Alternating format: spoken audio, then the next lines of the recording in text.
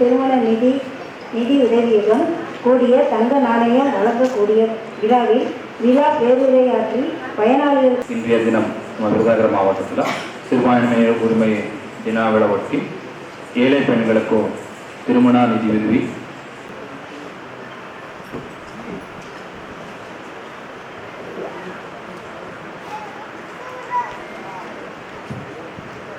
அனைவருக்கும் இனிய காலை. உரிமைகள் தின விழா மற்றும் சமூக நலத்துறை சார்பாக படித்த ஏழை பெண்களுக்கு திருமண நிதியுதவியுடன் நாளைக்கு தங்கம் வழங்குகிற இந்த நல்ல விழா சிறப்பாக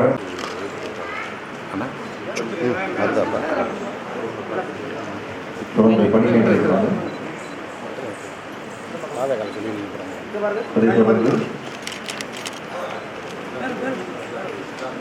அதைத் தொடர்ந்து அமுதவல்லி,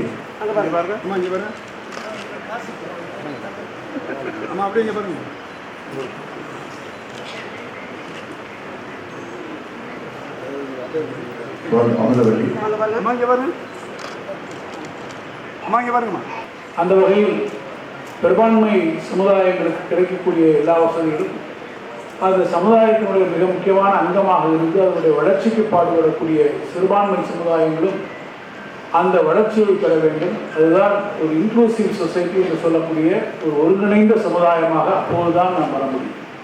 பாலங்கள் அமைக்கிறோம், பெரிய விமான நிலையங்கள் வருகிறது, மிகப்பெரிய திட்டங்கள் நிறைவேற்றுகிறோம். இதையெல்லாம் ஒரு நாட்டினுடைய பொருளாதார வளர்ச்சியில் ஒரு மாற்றம் வருகிற போது அது மாத்திரமே ஒரு சமுதாயத்தினுடைய மாற்றமாக அமைந்துவிட முடியாது. அந்த சமுதாயத்தினுடைய மக்களுக்கு என்ன செய்கிறோம்? மார்ஜினலைஸ்டு பீப்புள் என்று சொல்லக்கூடிய விளிம்பு நிலையில் இருக்கக்கூடியவர்களுக்கு அந்த அரசாங்கம் எந்த அளவிலே கைதூக்கி விடுகிறது? சமுதாயத்தில் சிறுபான்மை சமுதாயங்களாக இருக்கக்கூடியவர்கள் அவர்களையும் ஒருங்கிணைத்துக் கொண்டு அவர்களுடைய முன்னேற்றத்திற்கு அந்த அரசு எந்த வகையில் செயல்படுகிறது என்பதை நீங்கள் எடுத்துக்கொள்ளும்போது தான் அந்த சமுதாயத்தினுடைய ஒட்டுமொத்தமான வளர்ச்சி வருகிறது. இங்கே GSDP, cross state domestic product என்று சொல்லக்கூடிய ஜிஎஸ்டிபியை நீங்கள் பார்த்து என்று சொன்னால் இன்றைக்கு நம்முடைய மாண்புமிகு முதலமைச்சருடைய இந்த ஆட்சி என்றைக்கும் இல்லாத வகையில் 16% வளர்ச்சியை நம்முடைய முதலமைச்சருடைய ஆட்சி தான் இன்றைக்கு பெற்றது. அது நமக்கெல்லாம் பெருமையாக இருக்கிறது. அந்த குறியீட்டிலே நாம் மிக முக்கியமாக கவனிக்க வேண்டும் என்று சொன்னால் சமுதாய நலத்திட்டங்களுக்கு நாம் என்ன செய்கிறோம்?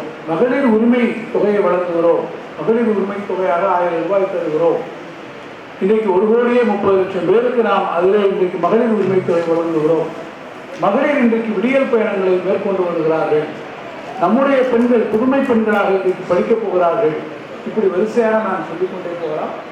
ஆக இந்த திட்டங்கள் தான் நாம் இந்த சமுதாயத்தினுடைய முன்னேற்றத்திற்கு கை கொடுக்கக்கூடிய திட்டங்களாக இன்றைக்கு அமைந்தது. எனவே சமுதாயம் முன்னேற்ற வேண்டும், சமுதாய முன்னேற்ற திட்டங்கள் வர வேண்டும், பொருளாதார முன்னேற்ற திட்டங்கள் வர வேண்டும். அது இரண்டும் வரக்கூடிய இந்த வளர்ச்சி தான் ஒரு ஒருங்கிணைந்த வளர்ச்சியாக இருக்கும்.